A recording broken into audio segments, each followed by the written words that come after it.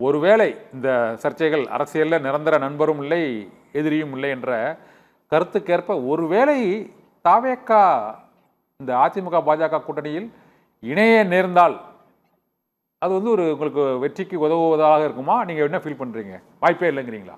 அதிமுகவுடைய பொதுச் செயலாளர் பச்சை தமிழன் ஐயா எடப்பாடியாரை முதலமைச்சராக ஏற்றுக்கொண்டு நாங்க முதல்ல இருந்து அதை தான் சொல்லிட்டு இருக்கிறோம். பச்சை தமிழர் பன்னீர்செல்வம் சொல்றாங்க, எடப்பாடி சொல்றீங்க, ரெண்டு பேருமே பச்சை தமிழர் தான் சார். புரட்சி தமிழன் சார், புரட்சி தமிழன், புரட்சி தமிழன், புரட்சி தமிழன் ஐயா எடப்பாடியார தமிழ்நாட்டினுடைய முதலமைச்சராக இந்த கூட்டணியில இதைத்தானே நாங்க கடந்த காலத்திலையும் சொன்னோம், இப்பயும் சொல்றோம். எப்ப தேர்தல் அறிவிக்கிற வரையும் நாங்க வந்து எங்களுடைய நிலைப்பாடு மாறலையே. ஐயா எடப்பாடியோட நிலைப்பாடு மாறவே இல்லையே.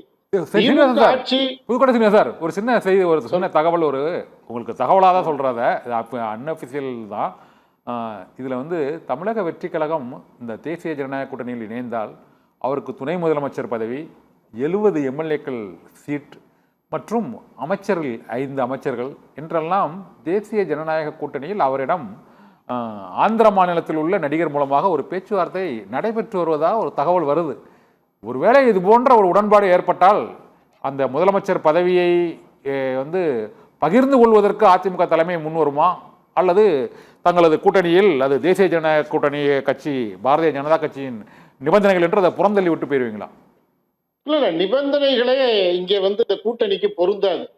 ஒரு தேசிய கட்சியே உள்துறை அமைச்சரும் ஐயா இவரு பிரதமர் ஐயாவும் சரி, எல்லா வகைகளிலையும் ஒரு முழு அதிகாரம் தமிழ்நாடு அரசியல் 26 சட்டப்பேரவையை பொறுத்தவரையும் கழகத்துடைய பொதுச் செயலாளர் ஐயா எடப்பாடியார் அவருடைய இதுதான் டிசைடிங் அத்தாரிட்டி அதிமுக. அதனால ஐயா எடப்பாடியார் ஒதுக்குற தொகுதி எடுக்கிற முடிவு தான் இந்த என்டிஏ கூட்டணிக்கு சரியா இருக்குமே தவிர நிபந்தனையோட வர்றதுக்கெல்லாம் வாய்ப்புங்கிறது மிகவும் குறைவு. அது மாதிரி ஒரு சாத்தியக்கூறு இருக்கிறதா இதுவரையும் தெரியல. ஓகே, அது வந்து ஒருவேளை அப்படி ஒரு சூழ்நிலை வந்தால் அதை ஏற்றுக்கொள்ளலாமா, ஏற்றுக்கொள்ள முடியாது சொல்றீங்களா சார்? நீங்க எப்படி ஃபீல் பண்றீங்க?